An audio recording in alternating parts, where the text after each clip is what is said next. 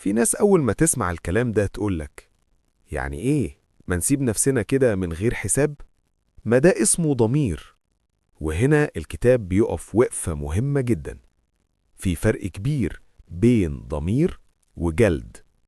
الضمير صوته هادي، يقولك انت غلطت بس تعالى نفهم، تعالى نتعلم، تعالى نصلح. إنما الجلاد صوته عالي ومهين، ما يقولكش ايه اللي يتصلح، يقولك انت ايه، انت فاشل، انت قليل، انت دايما كده. الضمير بيبص لقدام، الجلاد يشدك لورا. الضمير بيخليك أحسن، الجلاد بيخليك أصغر. الضمير يحاسب الفعل، الجلاد يحاكم الشخص.